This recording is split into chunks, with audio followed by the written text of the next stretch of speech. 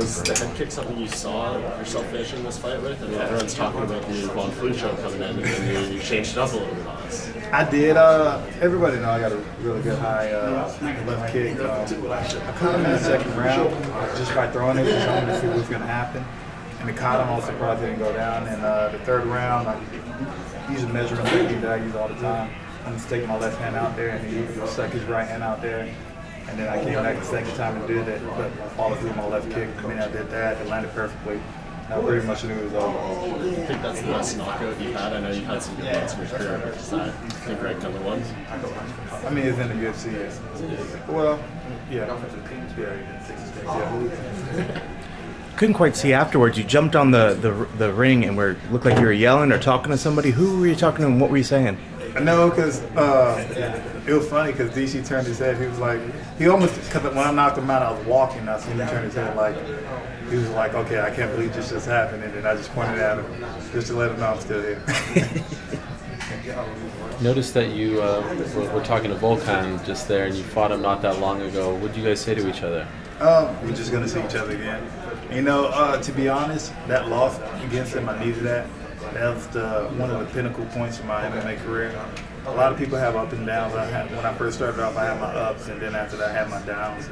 And particularly after that fight, that's when I pretty much changed everything. Really? And you know, Desmond was blessed with a good strength and conditioning coach, Frankie Padilla, who not only tested me mentally but physically too. Like sometimes it's one of them things where, like, I go into a workout session and I got to sit down and think about, like, okay, do I really want to do this? I got to come with my A game. Usually can come with my D game and finish your workout, but with him, you really got to come with my A game. And that was one of the focus points. And this is the reason we took the fight on short notice, because typically against a guy like Corey Anderson with his pace, you don't take a fight on short notice like that. And my coaches trusted me, and we went ahead and took the fight, and the end result is we got a good win. Are you surprised by what Volkan has done since you fought him? Like, no one really knew who he was a year ago, and now he's on the cusp of fighting for a belt. Definitely surprised, but at the end of the day, it makes me look good too. I mean, at the end of the day, you know, we had a tough fight. You know, you could say I won the fight, but you know, it doesn't matter. It's past. So now I'm trying to play catch up. I'm not trying to play catch up. I'm playing catch up, and he sees me right behind him. And you mentioned Ilir Latifi. Why'd you pick him? I didn't pick him. He picked me. Okay. So he called me out a while back, and I said, let's do it. And you know, when this situation came up, I jumped on it, and I'm jumping right back on it. December 30th, we can make it happen. Do you think it will happen? Have they told you? I haven't said nothing yet. I'm pushing it though. Okay. So you want another quick turnaround? Because you're not usually the call-out type. But I guess you're more responding to a call. Oh yeah. I'm definitely the one responding to it, because he called me out. I'm just letting him know I didn't forget about it. Okay.